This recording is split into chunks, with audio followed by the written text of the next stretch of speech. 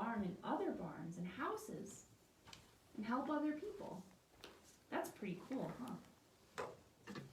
All right, so for our activity today, we're going to think a little bit about how you can help other people too. Are you a good helper? I bet you are. Anybody can help anybody else. We're all good at something. So what we're going to do today is we're going to make a helping hands wreath.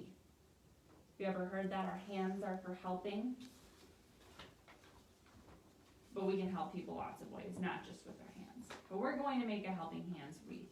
So families, what you're going to need for this is either a piece of cardboard or something to make the base of your wreath out of. I just used a paper shopping bag. It's got, you know, a little bit of sturdiness to it, but if you want something to be really sturdy and last a long time and you have a destructo toddler, then you might want to use a piece of cardboard. So you'll need, like I said, the base and then something to trace circles. You'll want something to trace a large circle and a smaller circle. So that can be a fun little mini activity with your little one to go around the house and find some circles to trace, a big circle and a littler circle. So my big circle is this bowl, this shiny bowl. I turned it upside down and I traced on this bag, and then I used an empty yogurt container for my smaller circle. And then I cut out both of those circles with a pair of scissors and I got this nice wreath shape. If you're cutting cardboard, you're probably going to want to use an X-Acto knife, or if you're really adventurous, a hole saw might work for the littler hole. So now that I have my wreath base, once you have your wreath base, you can choose to decorate it how you want, maybe paint it a favorite color. You could paint it green to look like a real wreath, but it doesn't have to be green. Most of this probably isn't going to show after we're done. Now the next step is to add our helping hands to our wreath. So where are we going to get our hands from? Any ideas? That's right, we're going to use your little hands. So you'll want to have a few different colors of construction paper, scrap paper, and have your child place their hand on the paper while you trace around their hand, or if they're starting to work on their own fine motor skills, you could have them place their non-dominant hand on the paper and try and trace around their fingers themselves. That's a great exercise for them to try. And we don't need these to be perfect, come on. So once I've traced around my hand, or you've traced around your child's hand, you're going to want to do this about as many times as you think you'll need to cover the wreath. And then you can cut out your hands. So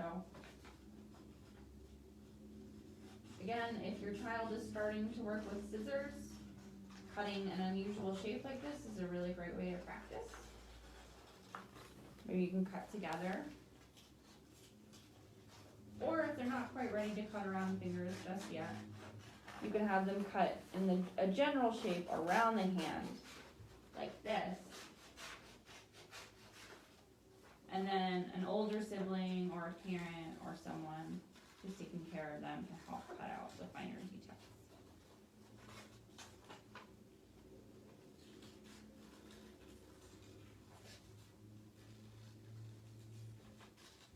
So once you have all your hands cut out, I'm just going to pretend, let's just pretend that this hand is cut out. You'll be adding your hands to your wreath like this. And you can attach them with glue, or you can attach them with tape, whatever you want. Now,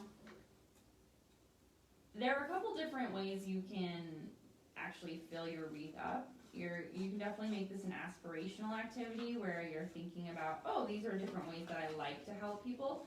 But what I really like is using this to recognize helping when it happens.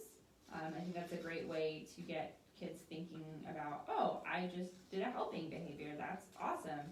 So what you can do together is talk about, okay, for the next week or the next day or however long, every time I do something kind, every time I help somebody out, we're going to add another helping hand to my helping hand wreath. So let's say if I get out of here after story time and someone comes into the library and they're looking for a very particular book, and I spend 10 minutes and I help them find it. Well, that might be very helpful, so I would write down on my helping hand that I helped somebody find the perfect book.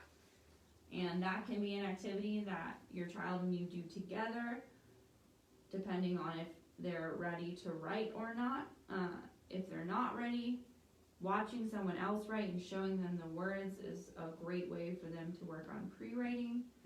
So I help someone find the perfect book.